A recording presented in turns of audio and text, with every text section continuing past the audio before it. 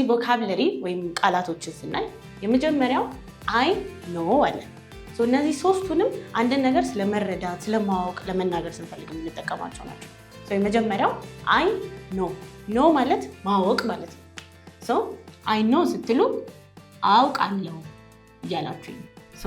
አይ ኖ ኢንግሊሽ፣ እንግሊዝኛ አውቃለሁ። አይ ኖ ስፓኒሽ፣ ስፓኒሽ አውቃለሁ። ኦኬ።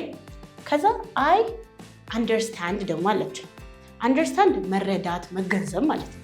አይ አንደርስታንድ ስትሉ እረዳለሁ እያላችሁ ነው። አይ አንደርስታንድ ስንል እረዳለሁ እያለ ነው። አይ አንደርስታንድ ኢንግሊሽ፣ እንግሊዝኛ እረዳለሁ። አይ ኖ ኢንግሊሽ፣ እንግሊዝኛ አውቃለሁ። አይ እንግሊዝኛ አልረዳም ስንል ደግሞ አይ ዶንት አንደርስታንድ እንላለን።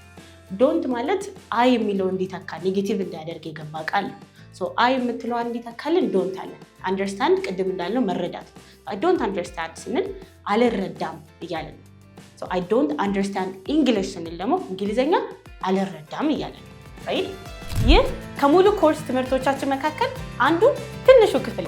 ሙሉውን ኮርስ አሁኑኑ ይቀላቀል። ለመመዝገብ learn.addisastamaሪ.com የሚለው ዌብሳይት ላይ በመግባት የእንግሊዝኛ የቅልጥፍና ጉዞን ይጀምሩ።